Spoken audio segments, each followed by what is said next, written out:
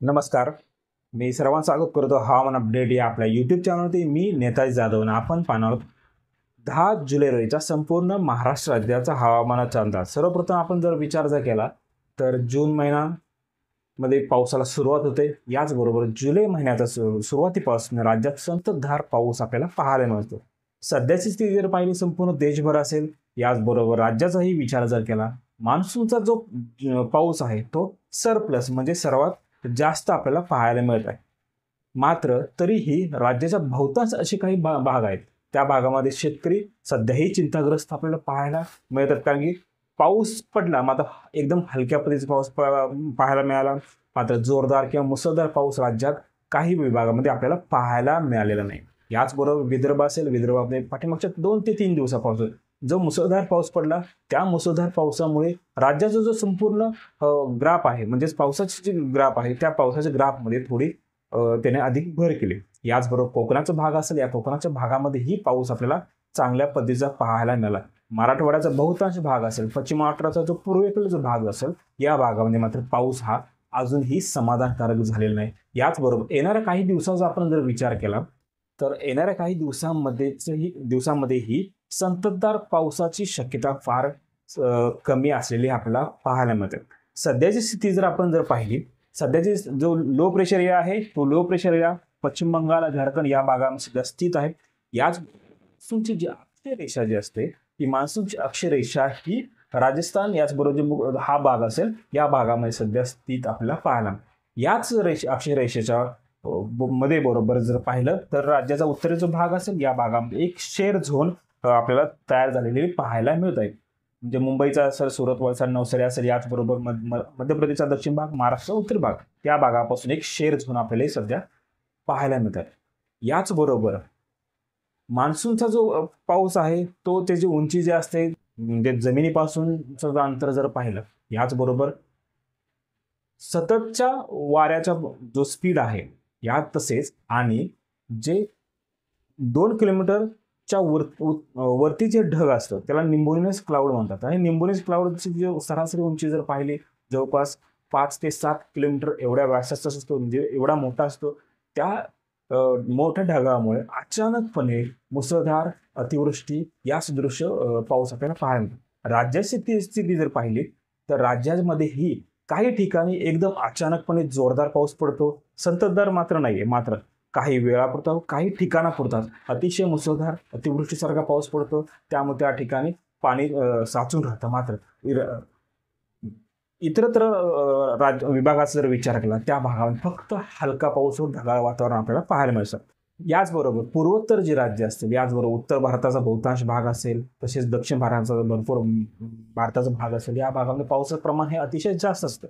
सध्या स्थिती जर पाहिली तर कमी दाबाचे क्षेत्र या ठिकाणी आहे, जे पश्चिम बंगालमध्ये आहे. याचबरोबर शेर झोन ही मध्य भारतातूनच पाहायला मिळते. सर्वाधिक पाऊस हा मध्य भारतामध्येच आपल्याला सध्या पाहायला मिळत आहे. याचबरोबर जी अक्षरेषा आहे, त्या अक्षरेषा ही सध्या दक्षिणात, मात्र येणाऱ्या काही दिवसात अक्षरेषा जी असेल ती हळूहळू उत्तरेला सरकण्याची शक्यता आहे. याचबरोबर सध्याची लेटेस्ट अटॅक इम्युनुसार जर पाहिला, म्हणजे आज रात्रीपासूनचा अंदाज जर आपण पाहिला तर आज रात्री पुण्याचा संपूर्ण जिल्हा असेल, याच्यामध्ये इंदापूर, बारामती, दौंड, तसेच पुणे शहर असेल, लोणावळा, खंडाळा या भागामध्ये हलक्या मध्यम सरी, अहिल्यानगरचा संपूर्ण भाग असेल, त्याचबरोबर नाशिकचा दक्षिण भाग असेल, अहिल्यानगरमध्येही आज रात्री पावसाची दाट शक्यता. याचबरोबर विदर्भातील बहुतांश जिल्ह्यामध्ये हलक्या स्वरूपाचा पावसाची दाट शक्यता, म्हणजे आज दिवसभर विदर्भातील बहुतांश भागामध्ये मुसळधार अतिमुसळधार पाऊस झाला. सध्याची स्थिती पाहिली, सध्या मात्र त्या ठिकाणी हलक्या पद्धतीचा पाऊस पाहायला मिळण्याची शक्यता आहे. काही भागात ढगाळ वातावरणही त्या ठिकाणी राहू शकतं. याचबरोबर सोलापूरचा उत्तरचा भाग असेल, माळा, करमाळा या भागामध्येही हलक्या स्वरूपात पाऊस पाहायला मिळण्याची दाट शक्यता. याचबरोबर येणाऱ्या 24 तासात जर राज्याचा पावसाचा जर विचार केला तर येणाऱ्या 24 तासांमध्ये राज्यातही काही ठिकाणी जोरदार स्वरूपात पाऊस पडेल व काही भागामध्ये आपल्याला ड्राय वेदर राहण्याची दाट शक्यता. सर्वप्रथम विदर्भाकडून जर पाहिलं तर विदर्भातील भंडारा, गोंदिया, नागपूरचा बहुतांश भाग असेल, चंद्रपूर असेल, हा जो पट्टा असेल उत्तरेचा, या भागामध्ये मुसळधार पद्धतीचा पाऊस आपल्याला येणाऱ्या 24 तासामध्येही पाहायला मिळण्याची शक्यता. याचबरोबर राज्य विदर्भात जो दक्षिण भाग असेल, गडचिरोली, चंद्रपूरचा दक्षिण भाग असेल, यवतमाळ, वर्धा, अमरावती, अकोला आणि वाशिम हा जो पट्टा असेल, या भागामध्ये जर पाहिलं, या भागामध्ये हलक्या स्वरूपाचा पाऊस पाहायला मिळण्याची दाट शक्यता आहे। याचबरोबर बुलढाणा असेल आणि यवतमाळचा दक्षिण भाग, चंद्रपूरचा जो अति दक्षिण भाग असेल, हा जो पट्टा असेल, या भागाचा जर विचार जर केला, या भागामध्ये आपल्याला ढगाळ वातावरण पाहायला मिळणार आहे। तो काही वेळापुरता, काही मर्यादित विभागापुरता हलक्या स्वरूपाचा पाऊस त्या ठिकाणी पाहायला मिळू शकतो। त्याचबरोबर मराठवाड्याचा विचार केला, मराठवाड्याचा नांदेड असेल, हिंगोली, परभणी, हा जो विदर्भात लगतचा भाग असेल, या भागामध्येही अधूनमधून हलक्या स्वरूपाचा पाऊस त्या ठिकाणी पाहायला मिळण्याची दाट शक्यता आहे। नांदेडचा दक्षिण भाग, लातूर, परभणी दक्षिण भाग, जालना, संभाजीनगरचा बहुतांश भाग असेल, याचबरोबर धाराशिवचा बहुतांश भाग असेल, या भागामध्ये पावसाची शक्यता फार कमी आहे। मात्र ढगाळ वातावरण त्या ठिकाणी राहील व 1-2 ठिकाणी आपल्याला स्थानिक दर निर्माण होतील व हलक्या स्वरूपाचा पाऊस त्या ठिकाणी पाहायला मिळू शकतो। बीडचा विचार केला, पाटोदा असतील, तेच या व जामखेडचा काय भाग असेल, या भागामध्ये हलक्या स्वरूपाचा पाऊस त्या ठिकाणी पाहायला मिळण्याची दाट शक्यता आहे। याचबरोबर खांदेचा जर विचार केला, खांदेचा जळगावचा उत्तरी भाग जसे चोपडा यावर आहेत, या भागामध्ये हलक्या स्वरूपाचा। याचबरोबर दक्षिणचा भाग जर विचार केला, दक्षिण भागाने शक्यतो ड्रायव्हेज राहू शकतं। धुळ्याचा विचार केला, धुळ्यामध्येही ड्रायव्हेज राहणार नाही, मात्र ड्रायव्हेज जे आहे ते काही वेळापुरतच राहू शकतं, त्याच्यानंतर ढगाळ वातावरणही तयार होण्याची शक्यता।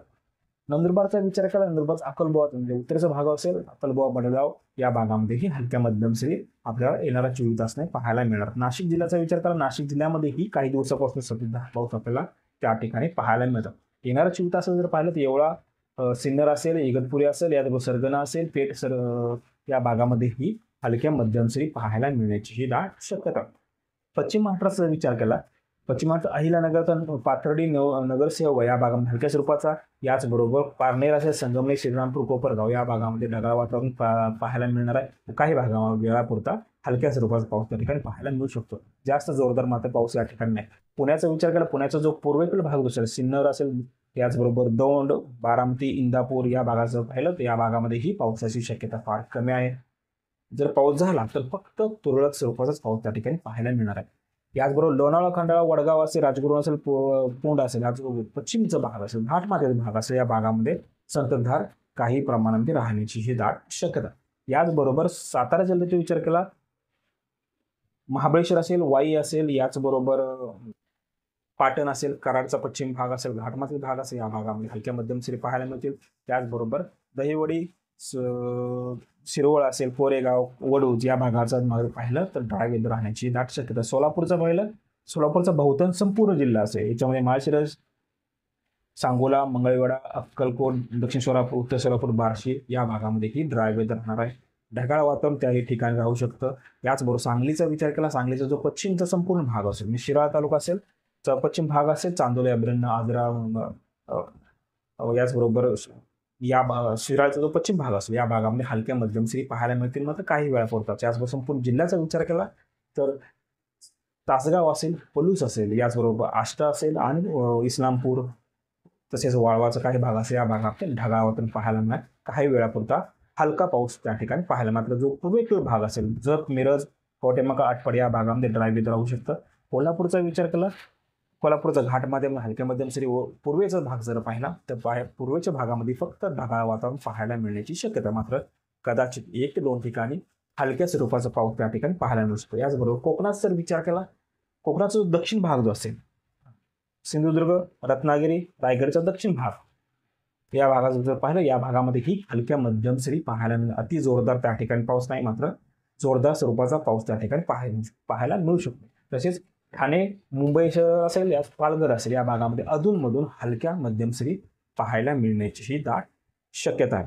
याचबरोबर IMDच्या म्हणजे हवामान खात्याच्या अंदाजानुसार जर आपण पाहिलं तर येणाऱ्या 24 तासामध्ये रायगड असेल, याचबरोबर सिंधुदुर्ग, रत्नागिरीचा भाग काही भाग असेल, याचबरोबर साताऱ्याचा काही भाग, या भागामध्ये जोरदार स्वरूपाचा पाऊस त्या ठिकाणी आपल्याला पाहायला मिळेल। याचबरोबर बुलढाणा, अकोला, अमरावती, याचबरोबर वर्धा, यवतमाळ, वाशिमचा काय भाग असेल, या भागामध्ये येलो अलर्ट जारी केलेला आहे। याचबरोबर नागपूर, भंडारा, गोंदिया, चंद्रपूर, गडचिरोली या भागामध्ये ऑरेंज अलर्ट जारी केला आहे, मात्र त्या ठिकाणी पावसात थोडीशी कमीही येण्याची दाट शक्यता। यात तसेच उर्वरित संपूर्ण जिल्ह्याचा विचार केला, मराठवाडा असेल, खानदेशचा संपूर्ण भाग असेल, पश्चिम महाराष्ट्राचा जो पूर्वेकडील संपूर्ण भाग असेल, या भागामध्ये मात्र कोणताही अलर्ट नाही, मात्र हलक्या मध्यम सरी त्या ठिकाणी पाहायला मिळण्याची ही दाट शक्यता आहे। हे होतं येणाऱ्या 24 तासाचं राज्याचं हवामान अपडेट। जर आतापर्यंत हवामान अपडेट या YouTube चॅनल सबस्क्राईब केलं नसेल, कृपया सबस्क्राईब करा, बेल नक्की करा। धन्यवाद।